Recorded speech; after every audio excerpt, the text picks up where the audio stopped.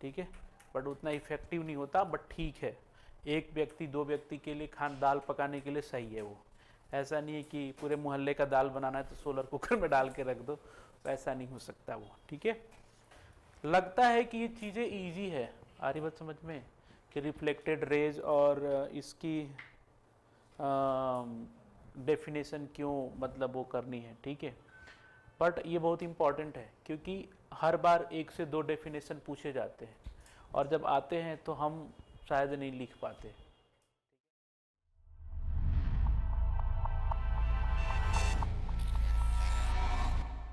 आगे बढ़ते हैं,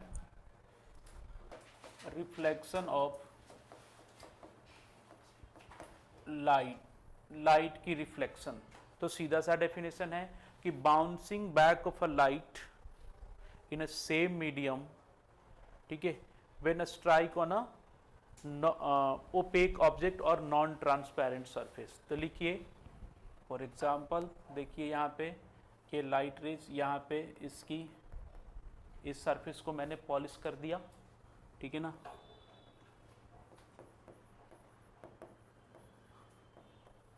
पॉलिश्ड सरफेस, लाइट रेज यहाँ पे ऐसे स्ट्राइक कर रही है, स्ट्राइक करने के बाद इसी मीडियम में ये क्या हो जा रही है, बाउंस बैक हो जा रही है। तो इस तरह की चीज़ों को हम लोग बोलेंगे, इसको क्या बोलेंगे हम लोग, reflection of a light. Reflect समझ रहे हो, रिफ्लेक्ट करना किसी चीज़ को, तो उसी मीडियम में वो क्या हो गई, रिफ्लेक्ट हो गई। लिखिए, अब ये जो सरफेस है इसके ऊपर निर्भर करता है कि ये कैसा है।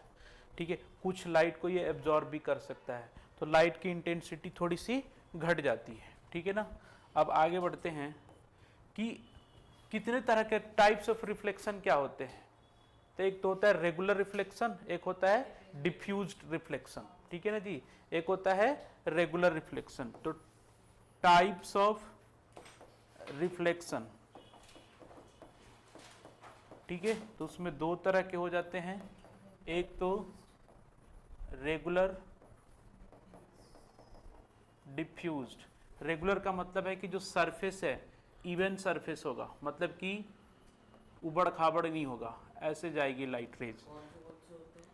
और डिफ्यूज का मतलब कि सरफेस कुछ है आपका ऐसा होगा,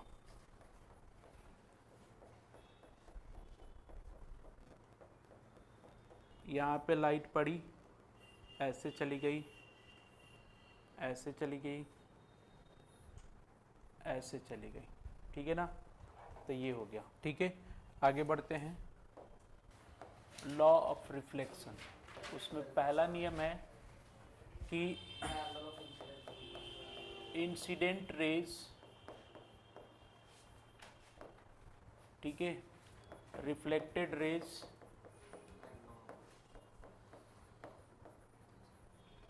and normal all lies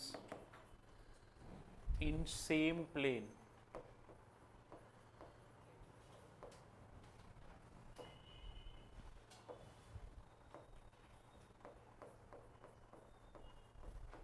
same plane, एक ही प्लेन में होता है ना। ऐसा नहीं होगा कि रिफ्लेक्टेड रेज किसी और प्लेन से निकल रही है और इंसिडेंट कहीं और हो रहा है, ऐसा नहीं हो सकता। ठीक है, दूसरा angle of incidence equals to angle of reflection. Angle of incidence equals to angle of reflection. ठीक है ना जी, मतलब कि angle I equals to angle R. इसका फिगर यहाँ पे ऐसे बना देते हैं,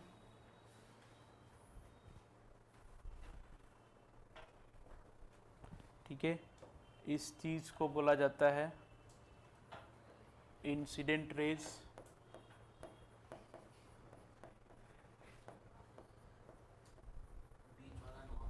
इसको बोलते हैं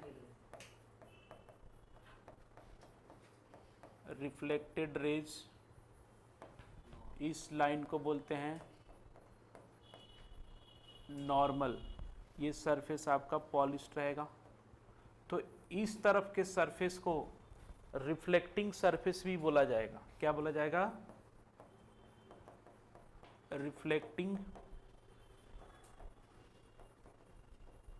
सरफेस, और ये पॉलिश्ड सरफेस है।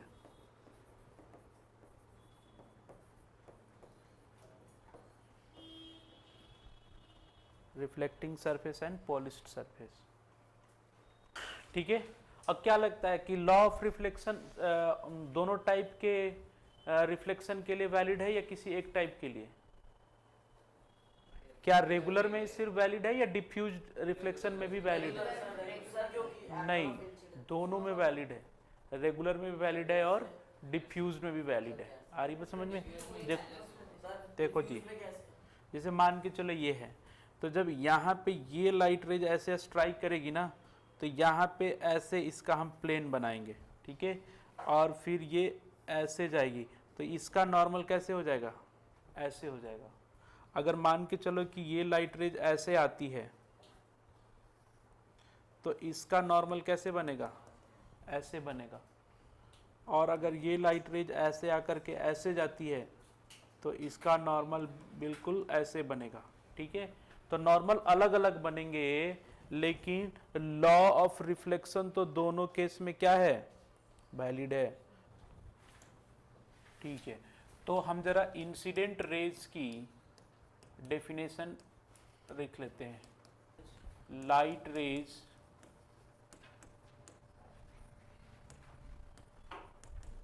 which strikes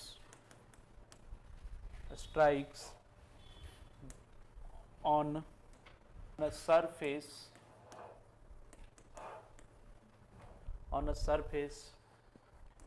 is known as incident rays. Reflected rays, when light rays incident on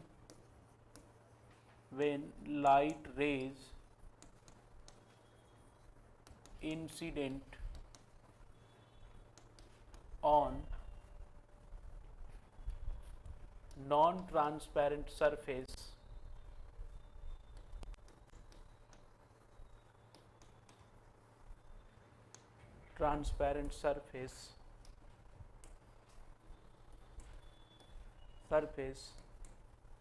then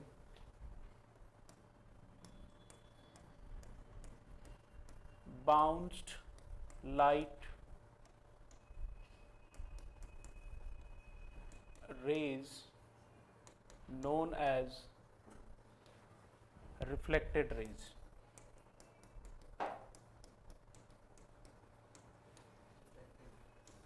ठीक है, नॉर्मल तो लिखेंगे it is an imaginary line which is perpendicular to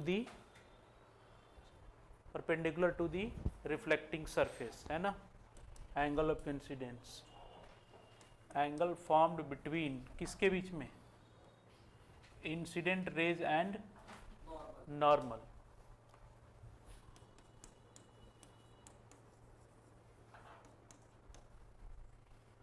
raise and normal.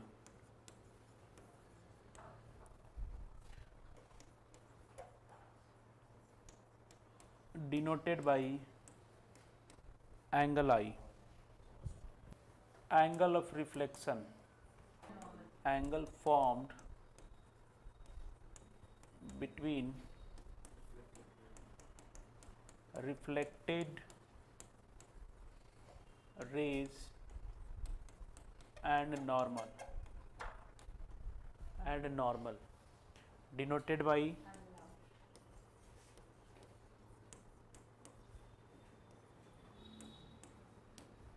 Angle R. लगता है कि ये चीज़ें इजी है, आ रही बात समझ में, कि रिफ्लेक्टेड रेज और इसकी डेफिनेशन क्यों मतलब वो करनी है, ठीक है। बट ये बहुत इम्पॉर्टेंट है, क्योंकि हर बार एक से दो डेफिनेशन पूछे जाते हैं, और जब आते हैं तो हम शायद नहीं लिख पाते, ठीक है ना। तो इसलिए ये चीज़ें ज़रूरी है कि आप रिफ्लेक्टेड रेज का क्या डेफिनेशन लिख रहे हैं। आप रिफ्लेक्टेड रेज का डेफिनेशन अगर नहीं लिख पाओ तो एक फिगर बना करके उसमें रिफ्लेक्टेड रेज और इंसिडेंट रेज अगर दिखा भी देते हैं तो आपका क्या है, सही है, बिल्कुल सही है, आप इसको ऐसे भी दिखा सकते हैं। ठीक है ना जी। तो आगे बढ़ते हैं इसमें। अब क्या होगा अगर कोई लाइट रेज बिल्कुल नॉर्मल पर इंसिडेंट हो, ऐसे। तो अगर कोई लाइट रेज नॉर्मल पर इंसिडेंट होती है तो अपने पाथ को रिट्रेस करेगी, मतलब बिल्कुल उसी डायरेक्शन में, मतलब ऐसे जाएगी और उल्टे पांव पीछे चली आएगी। ठीक है, तो लिखेंगे when light rays incident along normal incident along normal, then it will retrace its original path। Explanation दे देता हूं कि अभी एंगल ऑफ इंसिडेंस कितना है, 0 डिग्री है कि नहीं है, angle between normal and incident raise. So from law of reflection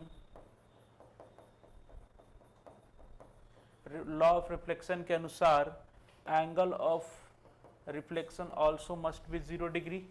और अगर इस चीज को सेटिस्फाई करने जाती है कि एंगल ऑफ रिफ्लेक्शन भी 0 डिग्री हो तो इस चीज के लिए उसे उसी रास्ते से क्या होना पड़ेगा, वापस लौट जाना पड़ेगा। thus light must retrace its original path, अपने इस ओरिजिनल पाथ को उसे क्या करना पड़ेगा, रिट्रेस करना पड़ेगा। ठीक है, तो ऐसा भी हो सकता है। ठीक है, सीधा आई और सीधा चली गई। एक केस ऐसा हो सकता है जहां पे, जैसे देखो एक और एक एग्जांपल से समझते हैं। जैसे मान के चलिए कि यहां पे 90 डिग्री पर दो पॉलिश्ड सरफेस रखे हुए हैं। मैं ये समझाने की कोशिश कर रहा हूं कि आपको कहीं ऐसा ना लगे कि angle of incidence incident rays, reflected rays and normal all lie in a same plane, अलग अलग हो जाते हैं, नहीं। तो ध्यान से देखिए, जैसे मान के चलिए कि यहाँ पे एक लाइट रेज ऐसे स्ट्राइक कर रही है, ठीक है ना, तो ये टकराने के बाद किधर जाएगी, ऐसे जाएगा। क्लास 9th की ज्योमेट्री अगर पढ़े हैं तो ये ऐसे जाएगी और ये क्या होंगे, पैरेलल होंगे, पैरेलल होंगे, है ना।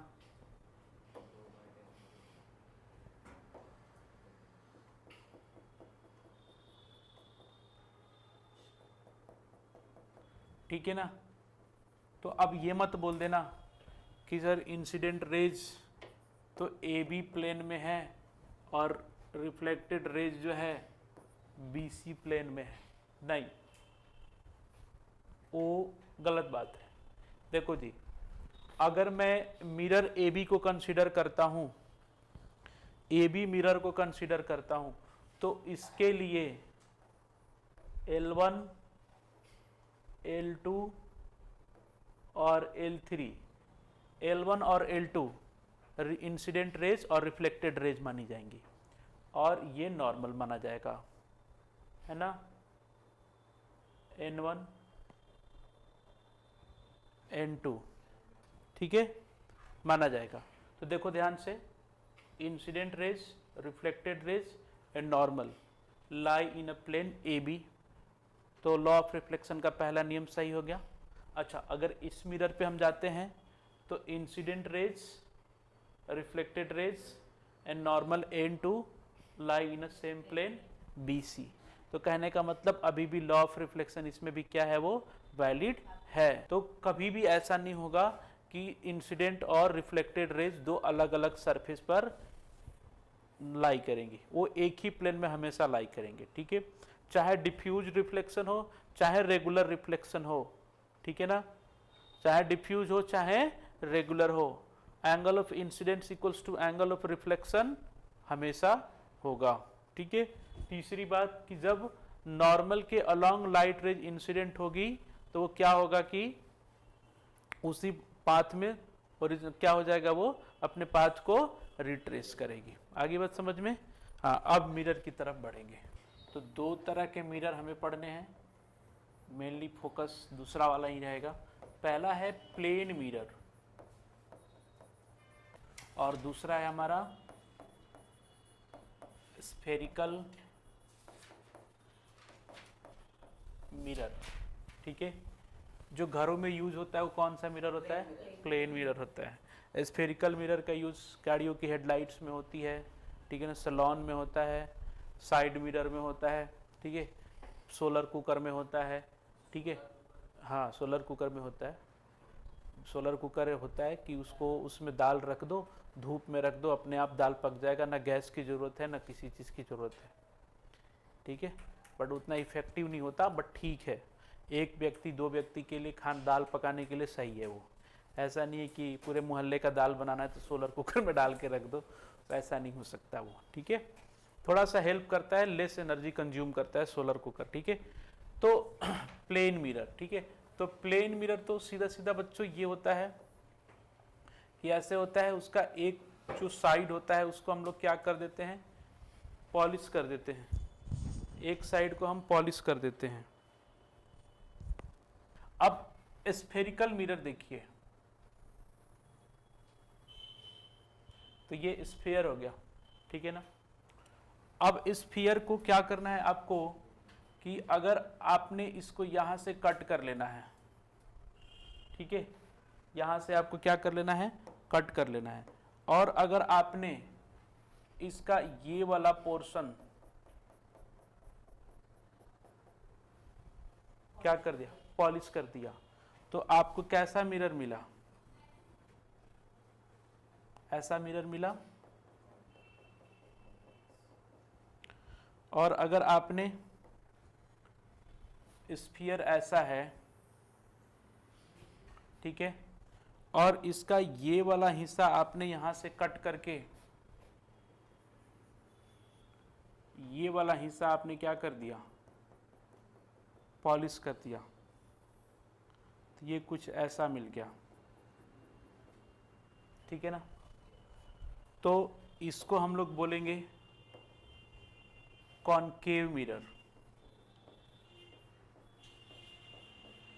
Concave mirror. और इसको बोलेंगे हम लोग कॉन्वेक्स मिरर, ठीक है। अंतर क्या है बच्चों कि यहां पे जो पॉलिश्ड सरफेस है, या मैं यूं बोलूं पॉलिश्ड सरफेस जो है वो बल्ज आउटसाइड है, पॉलिश्ड सरफेस बल्ज आउटसाइड। इस केस में पॉलिश्ड, इसमें रिफ्लेक्टिंग सरफेस बल्ज आउटसाइड, इसमें पॉलिश्ड सरफेस, ठीक है ना, पॉलिश्ड सरफेस बल्ज आउटसाइड, इसमें रिफ्लेक्टिंग सरफेस। रिफ्लेक्टिंग सरफेस कौन सा है, देखो जो पॉलिश नहीं हुआ है ना वो रिफ्लेक्टिंग सरफेस है, तो इधर रिफ्लेक्टिंग सरफेस अंदर की तरफ गया हुआ है या पॉलिश सरफेस बाहर की तरफ निकला हुआ है। इसमें देखो ये क्या है, रिफ्लेक्टिंग सरफेस है, और ये क्या है आपका, पॉलिश्ड सरफेस है। तो यहाँ पे रिफ्लेक्टिंग सरफेस बाहर की तरफ निकला हुआ है, इसमें रिफ्लेक्टिंग सरफेस जो है वो बाहर की तरफ निकला हुआ है। अगर मैं इसकी डेफिनेशन दूं तो ठीक है, इसमें हम लोग ये बोलेंगे पॉलिश्ड सरफेस